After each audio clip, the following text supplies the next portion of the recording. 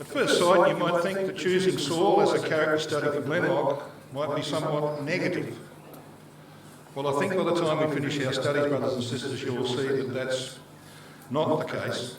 There are many positive lessons to be learned from the life of Saul and those around him. And we're going to see in our studies, God willing, over the course of this weekend, that there's one major lesson from the life of this man Saul that we must take away with us.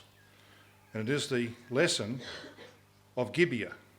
And that's why we've read from Judges chapter 20 here this afternoon. Now, it's a horrifying story, isn't it? I read the whole chapter because, you see, I wanted you to see the entire story of what happened here at Gibeah. It's an unbelievably horrible story, and yet it has some great lessons for us. This theme is taken up in the book of Hosea. It's called the Days of Gibeah, from whence we've taken our title here this afternoon. And what we're going to find in our studies, brothers and sisters and young people, is that this awful incident in Israel's history became the reason why God chose Saul as Israel's first king. You cannot fully understand why God chose him unless you understand the issues that arise from Gibeah. And that's why we need to spend this session here to lay the foundation of our studies over this weekend. Yahweh chose Saul for several reasons, and not the least of these is that Saul was a microcosm of the entire nation of Israel who could not keep covenant. And that all began back here at Gibeah, as we're going to see. So, brothers and sisters, let's have a look at the book of Judges itself. It's a curious book. And by the way, one of the most outstanding books in terms of the work of our Lord Jesus Christ. When you look at the book of Judges, in chapter 1, verse 1 through to chapter 3, verse 6, you have, of course, the failure of Israel to consolidate their inheritance. In chapter 3, verse 7, to the end of chapter 16, verse 31, you have the history of Israel under the Judges. And in that section of Judges, you have the work of Christ set forth in type, pristine type, of both his first advent and second advent. It is absolutely beautiful what is there, but that's not going to be our subject. Our subject here this afternoon is the last 5 chapters of the book of Judges, and it's a curiosity that Judges has an appendix. And the obvious question is, why? Why put 5 chapters at the end of this book as an appendix?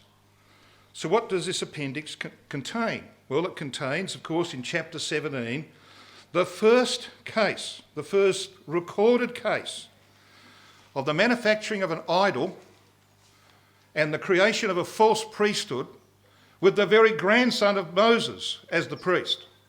That's pretty significant.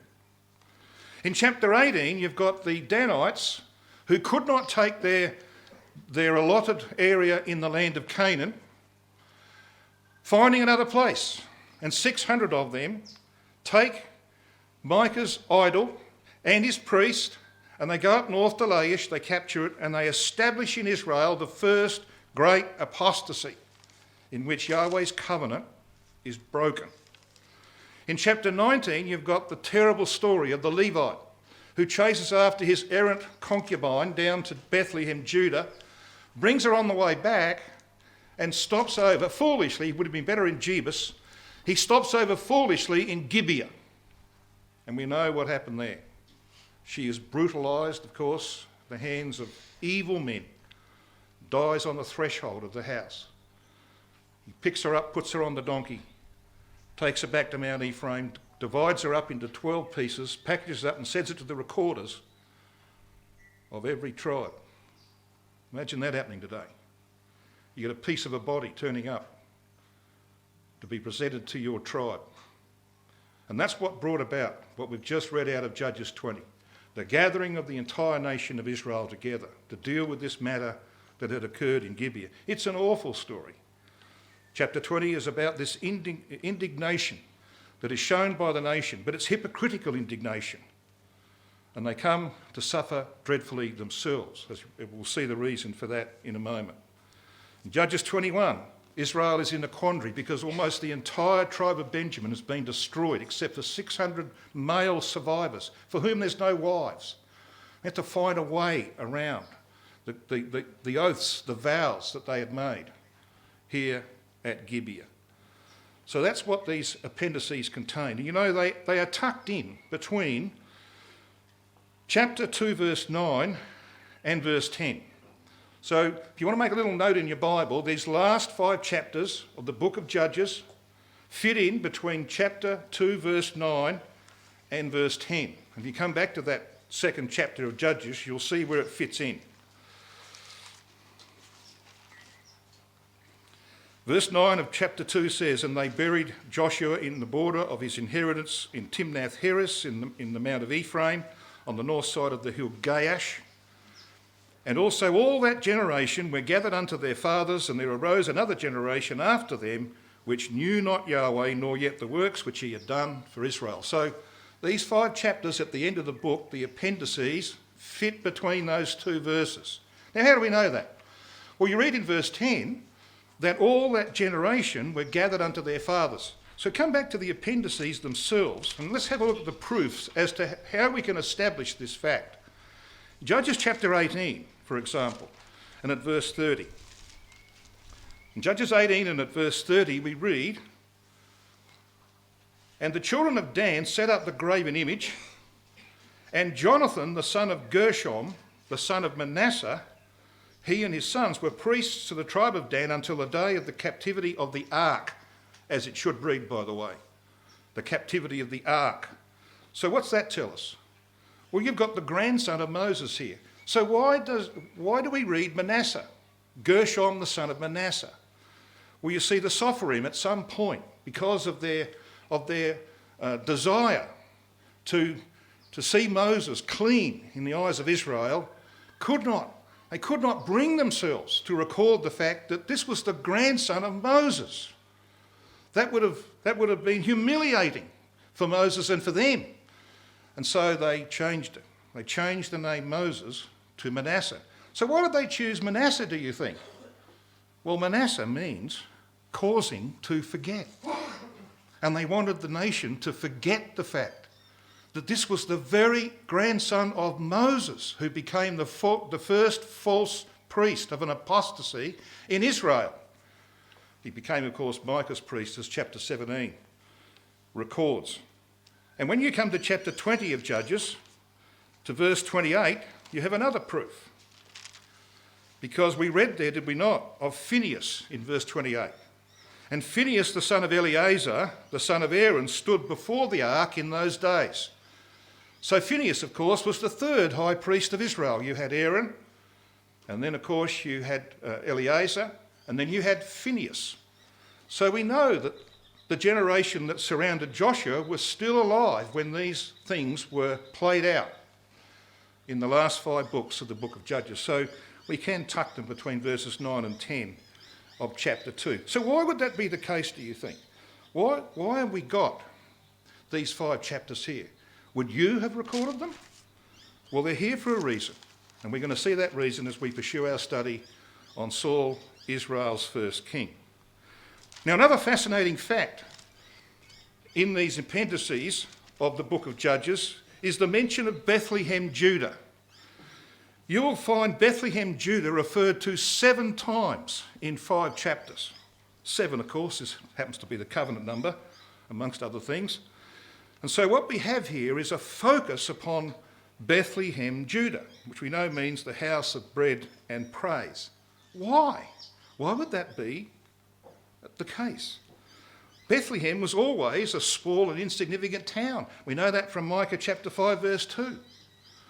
So why does it play such a huge part? Jonathan, the grandson of Moses, sojourned for a time in Bethlehem, Judah, but he was a footloose priest and found a much better paying job with Micah in Mount Ephraim. The Levite's concubine went back home to her father, who lived in Bethlehem, Judah. We read that in Judges chapter 19, verses 1 and 2. Why? Well, I think there's a couple of good reasons for that. For a start, this is one of the most insignificant places in the land of Israel. We know that from Micah 5 verse 2, which says, "But thou, Bethlehem Ephratah, though thou be little among the thousands of Judah, Yet out of thee shall he come forth unto me, which means he's the Son of God, that is to be ruler in Israel. He's going to be a king in Israel. In fact, he's going to be their last king. It goes on to say, whose goings forth, that is his family descent, has been from of old, from everlasting. So here's this insignificant little place, Bethlehem, Judah, which dominates this story, and we've got the reason for it. You see, out of the events of Gibeah is going to come the selection of Israel's first king. He's called Saul of Gibeah for a reason, as we shall see.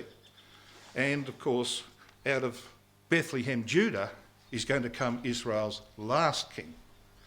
And I think it's there for a couple of reasons. One is to provide a sample of the kind of people that lived in that period between verses 9 and 10, to a generation arose that knew not Yahweh. This is the kind of sample that you get. But it also is there for the other reason, because the next book in the Bible is the book of Ruth. And the book of Ruth, of course, has some wonderful characters in it, as we know. The contrast of those of whom we read in these last chapters of the book of Judges. So what are we aiming to do, brothers and sisters and young people, in this series of studies? Well, we're going to encounter many of the characteristics that we see going on here at Gibeah in our time. The Lord was to encounter that, and it led to his crucifixion. The first century ecclesia endured it too, as the end of Judah's commonwealth approached. And we need to understand the issues of Gibeah if we hope to survive in these latter-day perilous times. Now, when I use that phrase, perilous times, guess where your mind goes?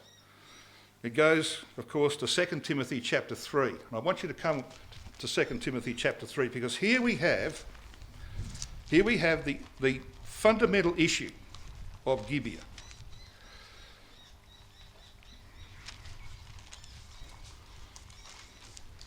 Second Timothy chapter 3, verse 1. Where the apostle writes, "This know also that in the last days perilous times shall come." We know what that word perilous means. Rotherham translates it, "But of this be taking note, that in the last days there will set in perilous seasons." We know we're in that period of time. And of course it has been rightly said that the apostle here is not just describing the state of the world. He's describing the state, unfortunately, of the community, of the brotherhood. We know that from the epistle of Jude, how things had declined to a point where language like this was not uncommon in the community. Because he goes on to say in verse 2, "For men should be lovers of their own selves," a characteristic of our time, "covetous, boasters, proud, blasphemers, disobedient to parents, unthankful, unholy, without natural affection," and we see it all the time in the world around us, "truce breakers, false accusers, incontinent, fierce, despisers of those that are good, traitors, heady, high-minded, lovers of pleasures more than lovers of God."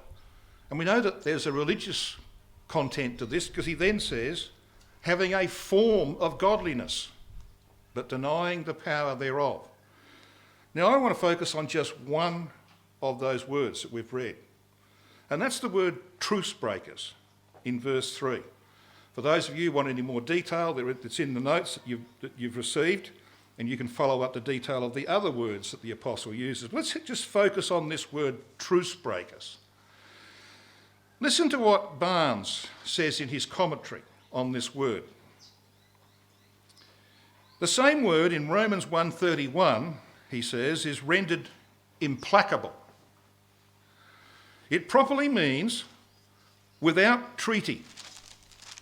That is, those who are averse to any treaty or compact.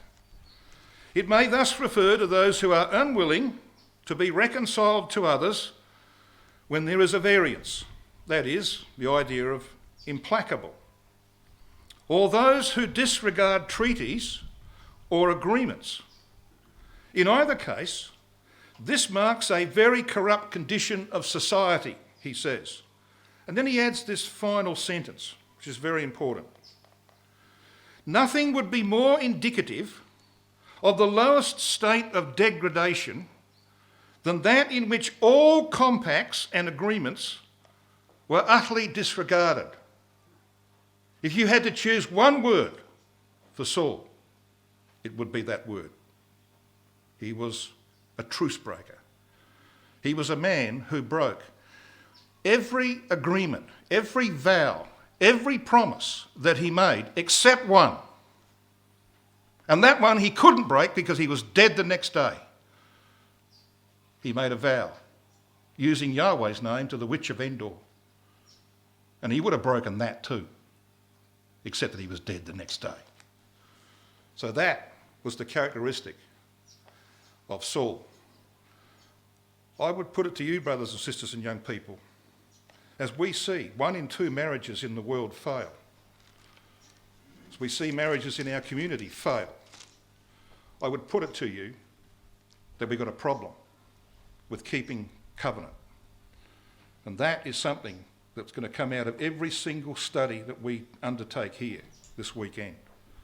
And that's going to be the fundamental takeaway message of this camp.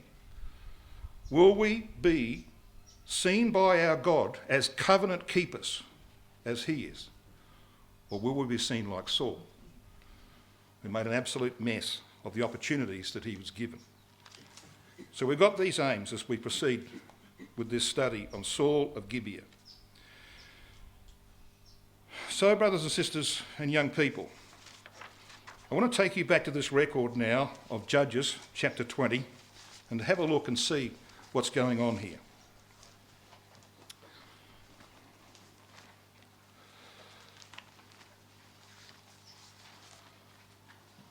We're going to see in our studies that when Yahweh provided a king for Israel, he gave them one in their own likeness, because the nation of Israel could not keep covenant all through their history.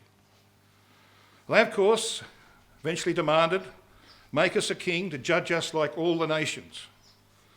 Yahweh's covenant had been broken by that nation on many occasions, and we're going to see that the first occasion in the book of Judges is here in Judges chapters 17 through 21. And we're going to see that the breaking of that covenant is the reason why the nation suffers so dreadfully in the events of Gibeah. They, of course, adopted the idolatry of Micah, did the tribe of Dan, and nothing was done about that by the nation. When you come to have a look at what we've got here, let's have a look at chapter 20 and verse 1. Then all the children of Israel went out, having, of course, received their piece of the body of the concubine. And the congregation was gathered together as one man. Now, I was thankful that our reader actually emphasised that little phrase when he read this chapter, because it occurs 3 times. It's not a bad idea to highlight it in your Bible. You've got it there in verse 1. The nation gathered together as one man. You find it again in verse 8. And all the people arose as one man. Then you again in verse 11. So all the men of Israel were gathered against the city, knit together as one man. Why would that be emphasised, do you think? Well, you see, it's emphasising the fact that they shouldn't have been one man, because there was amongst them the Danites from the north. Have a look what we read here in verse 1. They were gathered together as one man from Dan even to Beersheba. And we know, of course, that the Dan referred to there is the one in the north that was captured by the tribe of Dan, or at least 600 of them, in chapter 18 and renamed. So there were people from Dan in the north. That is where they had taken the idol of Micah and set it up as the first idolatry in Israel. That is where they had Jonathan, the grandson of Moses, as their priest. And yet they're down here now in indignation of what's happened at Gibeah. Yahweh's covenant had been broken, brothers and sisters, and the nation did nothing about it. There was no action at all. They were not one man. but they acted as though they were one man. This is why the disaster overtakes them. If Yahweh hates anything, brothers and sisters, he hates hypocrisy. And that's what this was. And that's why we see the terrible events unfold from here on. Those 600 of whom we read in chapter 18, just turn back a page or so in your Bible to chapter 18 and verse 11. There went from thence of the family of the Danites, out of Zorah and out of Eshtaol, 600 men appointed with weapons of war. And they came to the house of Micah. And you have a look and see what happens here at the house of Micah. They take his image, his graven image in verse 14 and onwards, and then they offer a job to the grandson of Moses, and he goes with them. And you come and have a look at verses 27 and 28 of Judges 18. And they took the things which Micah had made, and the priest which he had, and they came unto Laish, unto a people that were quiet and secure, and they smote them with the edge of the sword, and burnt the city with fire. And there was no deliverer, because it was far from Zidon, and they had no business with any man, and it was in the valley that lieth by Beth Rehob. And they built a city and dwelt therein, and they established that apostasy. We're going to have a look at a passage in a moment in relation to the breaking of Yahweh's covenant, and we'll see what they had done. So we've got here an incident that required to be dealt with by the nation, but they didn't do anything. They came together as one man when they got the news about what had happened at Gibeah. You know, when you look at these 5 chapters that end the book of Judges, on 4 occasions you find the statement, there was no king in Israel. Let's have a look at those. And these, again, worth highlighting in your Bible. You find the first one in chapter 17 and at verse 6. In those days there was no king in Israel, but every man did that which was right in his own eyes. The next is in chapter 18 and at verse 1. In those days there was no king in Israel. You find the next one in chapter 19, verse 1, where you read, and it came to pass in those days when there was no king in Israel, there was a certain Levite, etc. It goes on with the story of the Levite and his concubine. And finally you have it in chapter 21 and at verse 25. And you read this, it's the last verse in the book. In those days there was no king in Israel. Every man did that which was right in his own eyes. Now, why do you think it's there 4 times? Well, I suggest to you the reason is because Israel's first king is going to come because of the events that occurred here at Gibeah. Yahweh's going to choose him because that man was a microcosm of the entire nation who could not keep covenant. That's the reason why. But there's something you need to notice.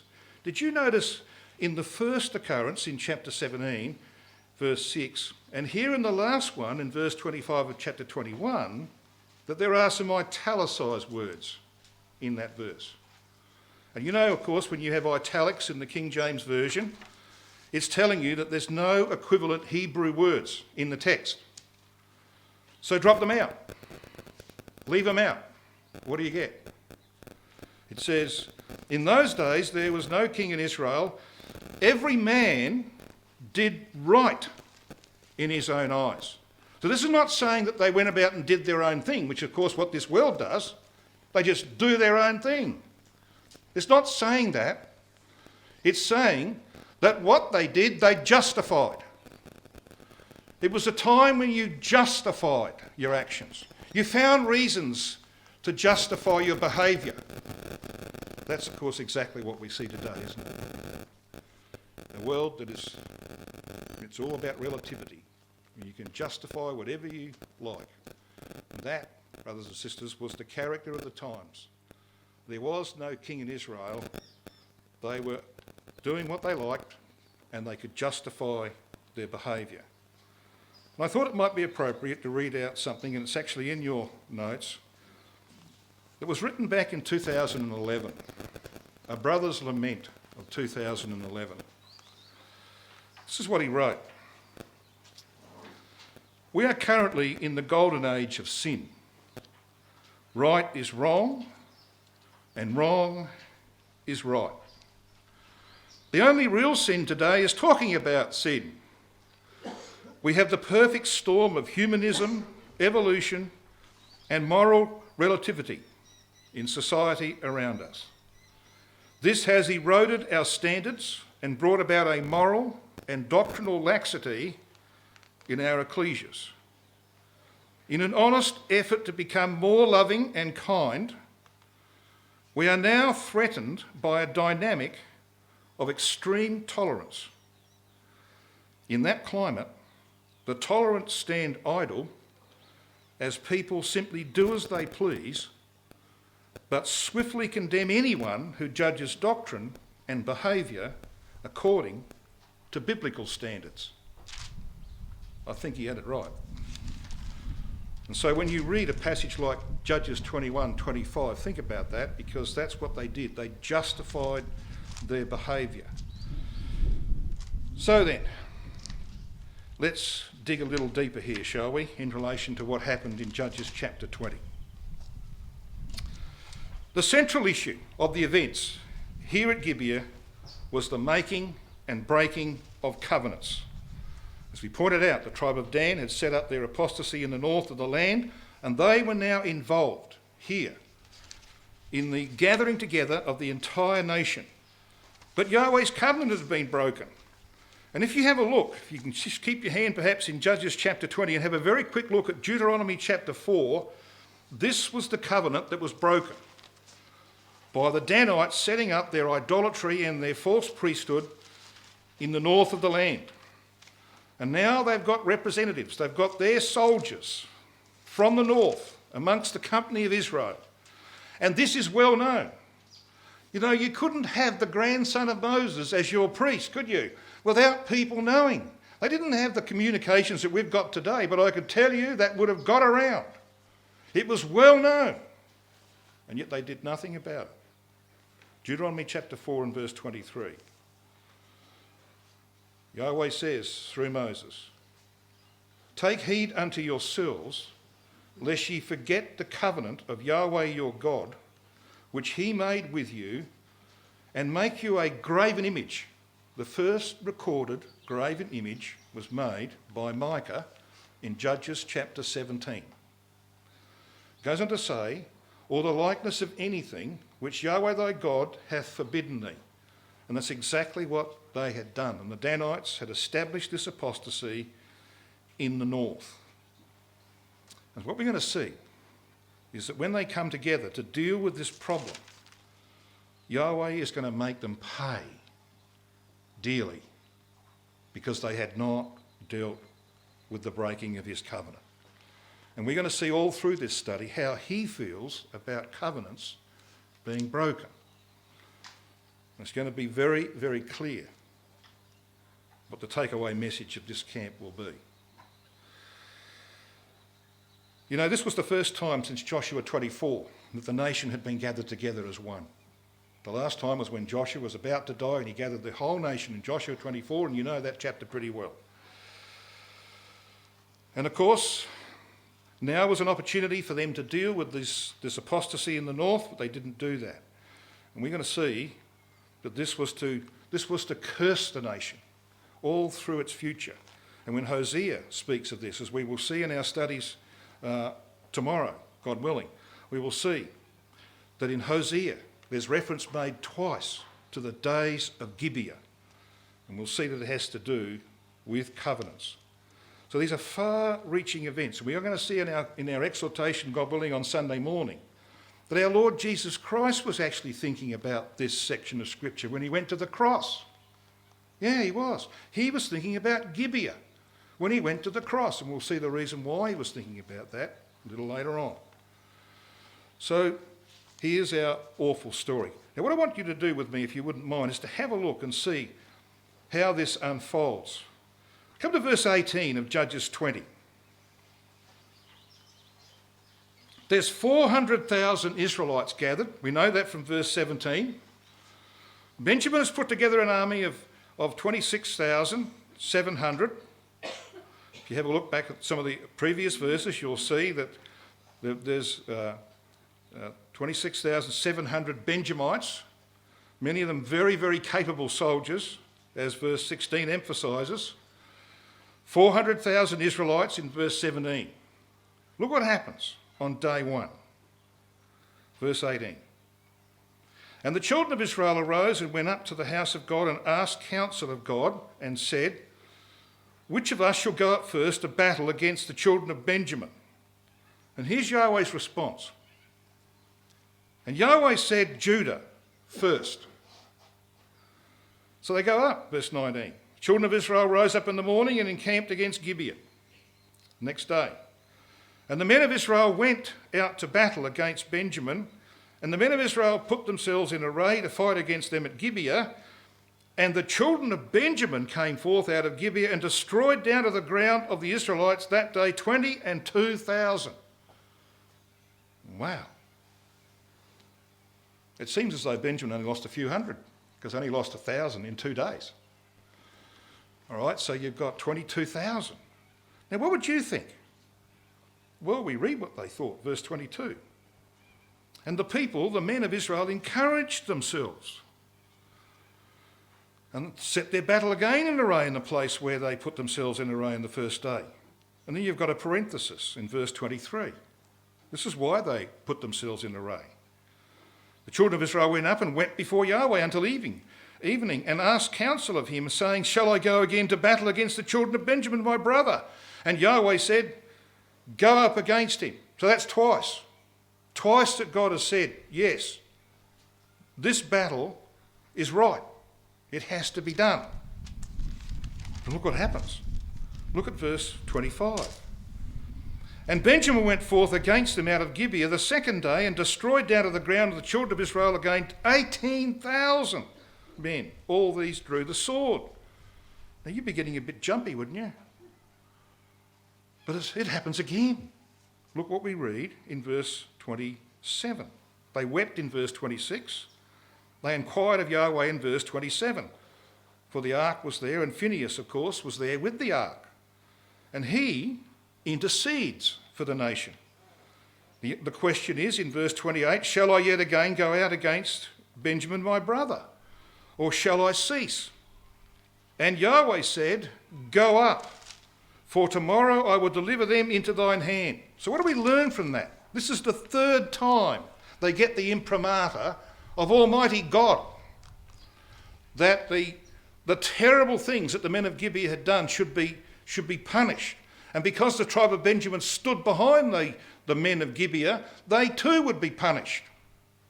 3 times they're given the go-ahead by God. And yet there's disaster the first 2 days. And of that 400,000, 40,000 Israelites perish. Think about the consequences of that. All of the families that lost husbands and sons. Well, you see, there's got to be a reason for it, doesn't there? There's got to be a reason for that. If God's pushing them and yet he's punishing them, there's got to be something behind that. And there is. It's the fact that they had not done anything about his broken covenant. That's why. He cannot tolerate that kind of hypocrisy. You're hearing your indignation against your brethren, the Benjamites, because of the behaviour of the men of Gibeah. Yet look what you've got up there in the north, and you do nothing about it. That's why he punishes them, brothers and sisters. I think there's some lessons to be learnt from that.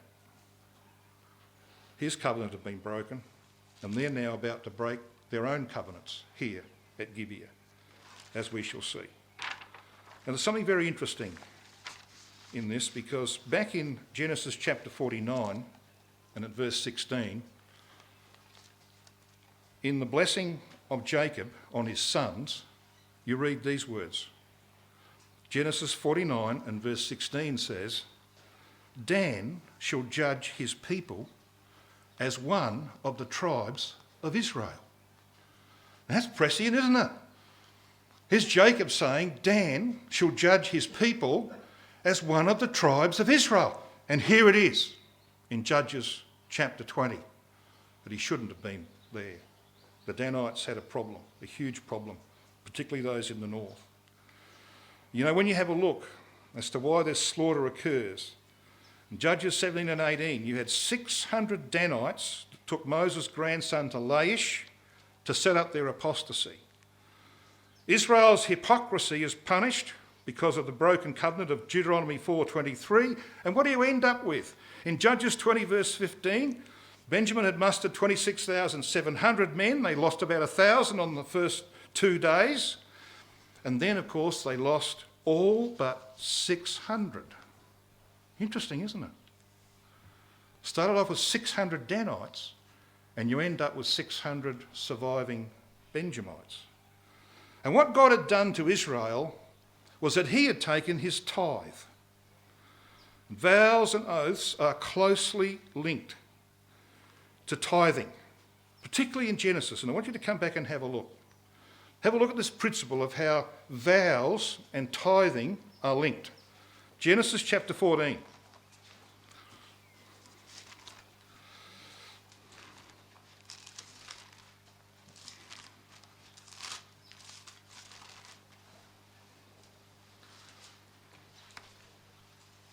In Genesis 14 and at verse 20, we read this. And blessed be the Most High God, which hath delivered thine enemies into thy hand. And he, that is Abraham, it says, gave tithes of all. Now, there's a commentary on that, of course, isn't there? In Hebrews chapter 7 and at verse 4, the apostle comments on that and he says that Levi paid tithes when Abraham gave of the spoils to Melchizedek. So Abraham is paying tithes to the greater than Abraham, to Melchizedek. Now, what does Abraham then do? Well, Genesis 14, it says, if you have a look at what we read in verse 21, when you've got the intervention of the king of Sodom, Abraham makes an oath. He says in verse 22, I have lifted up mine hand unto Yahweh, the Most High God. So he makes an oath. There's a solemn covenant that Abraham makes with Yahweh. And it comes on the back of offering his tithe, the 10th. Have a look at what Jacob does. Come along to Genesis 28. Genesis 28 and at verse 22. We're quite familiar with this chapter. This is the incident at Bethel. And we pick it up from verse 20 of Genesis 28. And Jacob vowed a vow. So there's a vow involved. And when it says, if God be with me, there's no question in that. It should be rendered, as Young's Literal has it, seeing God is with me. He was quite confident about that.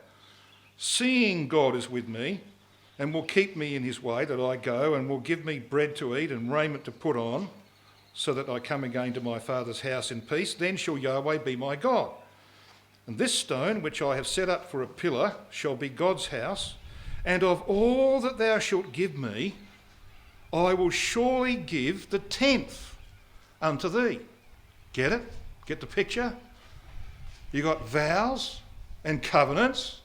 It's related to tithes.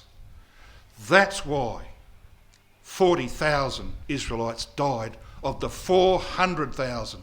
It's exactly a 10th. Because Yahweh's covenant was broken, they did nothing about it. And now the nation, in their foolishness, is going to make covenants that they then break.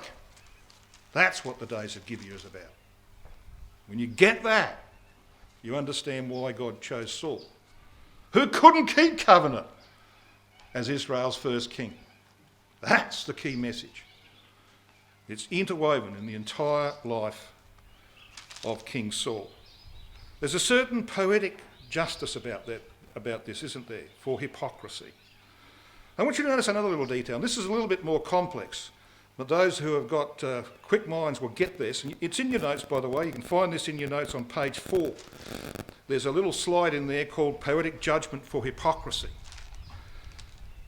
When you look at the tribe of Dan in the wilderness, when the first census was taken after they'd come out of the land of Egypt, in Numbers chapter 1, verses 38 and 39, Dan had 62,700 males over the age of 20. In the second census, some 40 years later, which was taken in Numbers chapter 26, verses 42 and 43, the tribe of Dan had 64,400 males over the age of 20. Well, so what? Look at the judgments here at Gibeah. On day one, there were 22,000 Israelites killed. On day two, there was 18,000 Israelites killed. On day three, there was 25,100 Benjamites killed. Do some sums here. 40,000, that's 22,000 plus 18, all right? Add the Benjamites. What have you got? You've got 65,100. So who amongst this 65,100 really should have perished? Well, if the men of Israel had done something about the breaking of Yahweh's covenant by the Danites in the north, they wouldn't have perished. And the Benjamites wouldn't have perished if they had not supported the men of Gibeah. So the only ones who really should have died were the 700 men of Gibeah, weren't they? Well, take that off, 65,100. What do you get? You get 64,400, which was the number of the tribe of Dan in the second census, in the Exodus of Israel. Coincidence, do you think? Not sure. What about the fact, as I said, that at Judges 18 verse 11, you had 600 Danites who created the apostasy, and in Judges 20 verse 47, you've got 600 male survivors in Benjamin. I think there's something in that. And this is what I love about the scriptures, brothers and sisters and young people. If you're onto something, then the rest of the Bible supports it. That's the key. And this is clearly what this is saying. I want you to have a look at Laish. Laish is the seat of this apostasy. It's renamed Dan, but its original name is Laish. Just come back to chapter 18, verses 27 to 31 again. Chapter 18, verse 27. And you have in that verse, in the fourth line, mentioned of Laish. They came unto Laish. Now Laish occurs 4 times in this 18th chapter. It occurs 7 times in the Old Testament, and 7 is your covenant number. And I want to show you a couple of very interesting places. Have a look with me at 1 Samuel 25 and verse 44. 1 Samuel 25.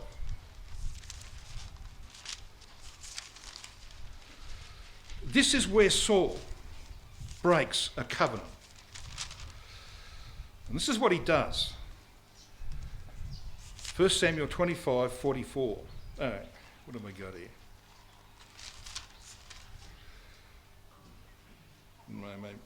Yes, verse 44, right at the end of this chapter. But Saul had given Michal, you remember that Michal was David's wife. Saul had given Michal, his daughter, David's wife, to Phalti, the son of Laish, which was of Galim. Now, remember those 2 names, Laish and Galim. So what's happening here? Well, Saul has completely ignored the fact that Michal, his daughter, is David's wife. And he gives her to another man. Covenant thrown out the window. All right? Have a look at the next one. Isaiah chapter 10. This is 29 and 30.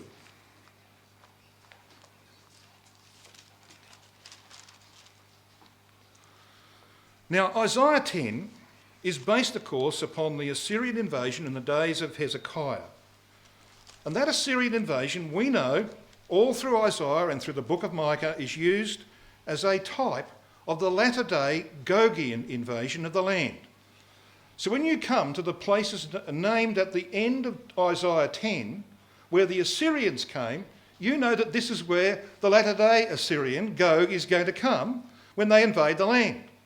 It's pretty clear when you have a look at this chapter. It's got to do with the future as well as the past. Obvious. So what do we find here when you come to Isaiah 10 verse 29? This is where the Assyrians were. They are gone over the passage. They have taken up their lodging at Gibeah. Ramah is afraid. Notice the next words. Gibeah of Saul is fled. Lift up thy voice, O daughter of who? Gallim. Heard of that name before? Cause it to be heard unto Laish, O poor Anathoth. I wonder why they're there. Those two names. Have a look at the beginning of the chapter. Go back to chapter 10, verse 1. Woe unto them that decree unrighteous decrees and that write grievousness which they have prescribed. To turn aside the needy from judgment, to take away the right from the poor of my people, that widows may be their prey, and that they may rob the fatherless. That was the character of the nation. It's the character of the nation of Israel today, by the way. This is why the Gogi invasion, like the Assyrian invasion, is Yahweh's rod of punishment against them. That's why you read in verse 6 of this chapter, I will send him, that is the Assyrian of verse 5, I will send him against an hypocritical nation. That was their problem in Judges 20. It was their hypocrisy that brought about the judgments that came. It's going to happen again. I will send him against a hypocritical nation and against the people of my wrath. Will I give him a charge? And we all know where these words are picked up, don't we? We all know where they're picked up. To take the spoil and to take the prey. Ezekiel 38, verse 12. So you see, Gibeah is about breaking covenants, which is why God chose Israel's first king from Gibeah. In our second study, we're going to have a look at that in some detail. But let's conclude by having a look at the oaths that the tribes made here. Should come back to Judges chapter 20, verses 8 to 10. They made 3 vows or oaths, promises. Judges 20 verses 8 to 10. And all the people arose as one man, saying, we will not any of us go to his tent, neither will we any of us turn into his house. You may just put yourself there, create the picture. You've got 400,000 Israelites in their indignation against Benjamin, who's protecting the men of Gibeah, and they stand there looking at each other in the face and they make a vow that none of them are going to go home until they deal with this matter. He goes on to say in verse 10, we'll take 10 men of 100. Yeah, there's a tithe. Throughout all the tribes of Israel, Yahweh's going to take a tithe out of them. 100 of 1,000, 1,000 of 10,000 to fetch victual for the people, that they may do when they come to Gibeah of Benjamin, according to all the folly that they have wrought in Israel. So this was an oath of solidarity made in the spirit of hypocritical indignation, which was why it became a disaster. In Judges chapter 21 and verse 1, we have the second vow made by the nation here at Mizpah, the observatory, where Yahweh was observing them. Verse 1. Now the men of Israel had sworn, and by the way, you know what that word sworn is? It's Shaba. S-H-A-B-A, Shaba. You know what it means? It means to seven oneself, to make a covenant, to seven oneself. They had sworn in Mizpah, saying, there shall not any of us give his daughter unto Benjamin to wife. Stop. Think about that. What does it mean? I think it means this, that they had actually preconceived that the whole tribe of Benjamin would be destroyed, including the women. They'd have to find wives from somewhere else because there'd be no women left in Benjamin. Wow. You can do with that one. Look at Judges 21 verse 5. And the children of Israel said, who is there among all the tribes of Israel that came not up with the congregation unto Yahweh? For they had made a great oath. So here it is. This is the third.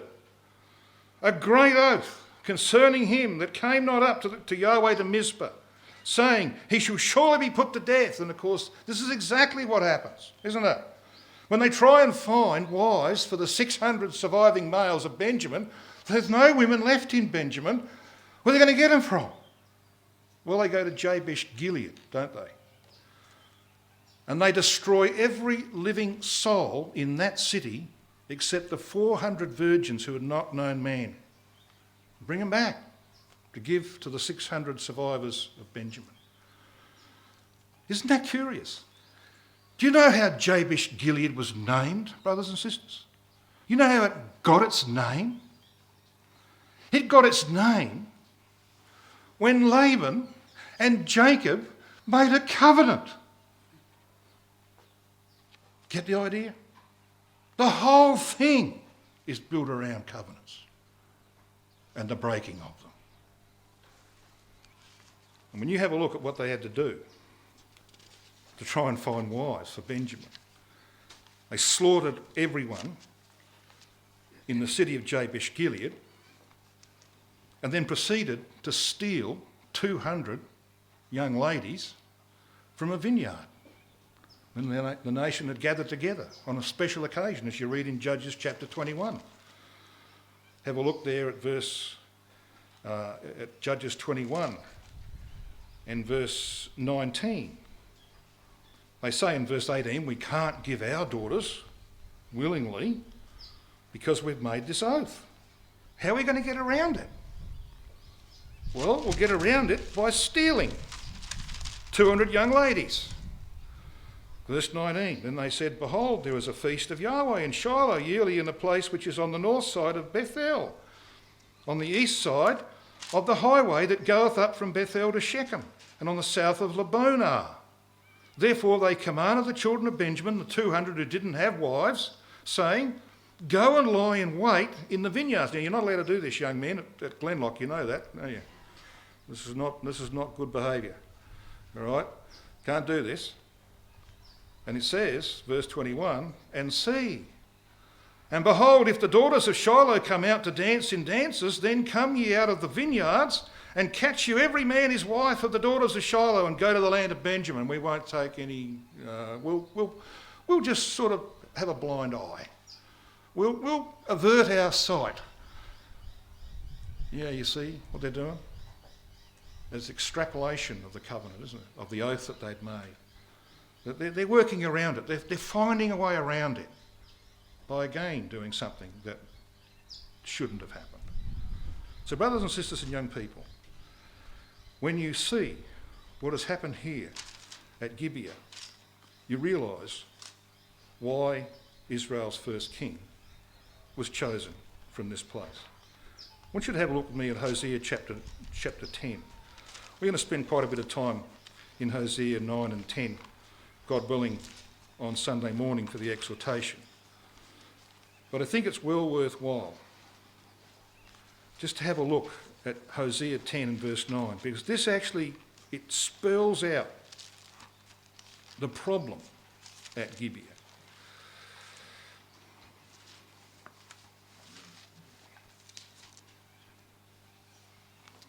Hosea 10 and at verse 9.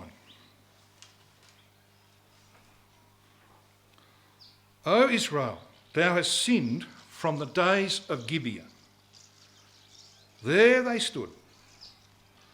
The battle in Gibeah against the children of iniquity did not overtake them. So what does that mean, do you think? Well, let me give you Rotherham's translation. This is what he says. There they came to a stand. The battle against the sons of perversity touched them not in Gibeah, which is preferable to the AV. That word overtake is the Hebrew word nasag, and it's a primitive root, and it means to reach. In other words, the disaster of Gibeah did not affect Israel for the better throughout their history. That's what that's saying. They did not learn the lesson of Gibeah. They didn't get it, brothers and sisters. They didn't get how Yahweh feels about covenants.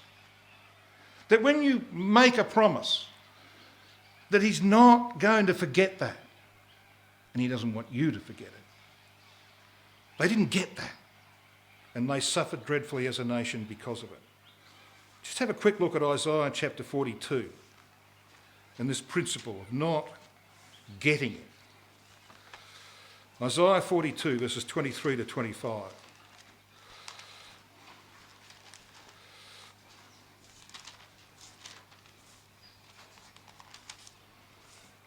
We read there in verse 23 of Isaiah 42. Who among you will give ear to this? It's a question. Who will hearken and hear for the time to come? That is, for life as it flows on. Who's going to hear this message, asked the prophet, Yahweh through the prophet, for the time to come? Who gave Jacob for a spoil and Israel to the robbers? Did not Yahweh, he against whom we have sinned? For they would not walk in his ways, neither were they obedient unto his law. Therefore he hath poured upon him the fury of his anger and the strength of battle, just like at Gibeah, and it has set him on fire round about.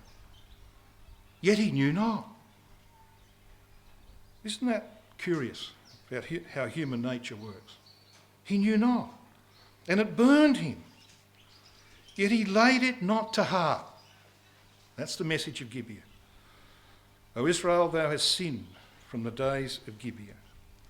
There they stood. The battle in Gibeah against the children of iniquity did not reach them, which is why God chose their first king from this place and why that nation was to suffer throughout its history. So the consequences of no king in Israel, not even Yahweh, who they rejected, of course, in the days of Samuel, was to bring about disaster. Covenants were broken. Hypocrisy completely blinded the nation in Judges 20 because they'd done nothing about the broken covenant. And the making of rash and ill-considered oaths, almost impossible to keep by the nation in that time, brought about the disaster. And what was that disaster? Look at the very last verse of Judges chapter 20. And imagine this happening at any time in the history of any nation. Verse 47.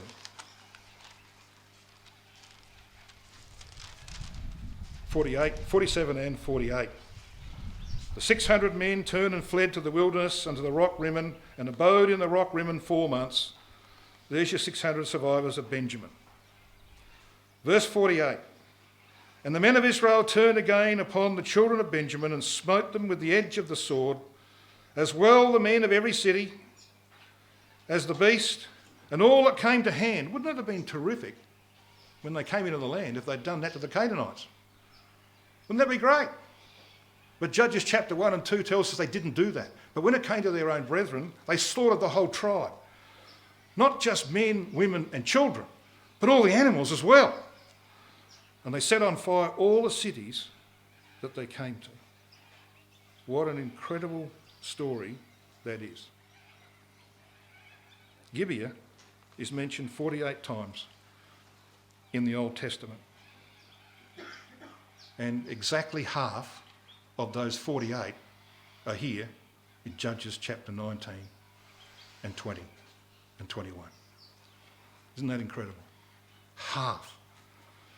And this place, Gibeah, called Gibeah of Saul 4 times, Gibeah of Benjamin 5 times, Gibeah of the children of Benjamin in 2 Samuel 23:29. This place, brothers and sisters, is all about covenants made and broken. So I've got a mantra for you as we conclude. This is the mantra. Think Gibeah. Think covenants, vows and oaths. Got that? Because that's going to be critical in what follows in our studies. Think Gibeah. Think covenants, vows and oaths made and broken. And we're going to see a man who couldn't keep covenant. He could not keep covenant through his whole life, brothers and sisters. So he's a microcosm of the nation for whom he became their first king.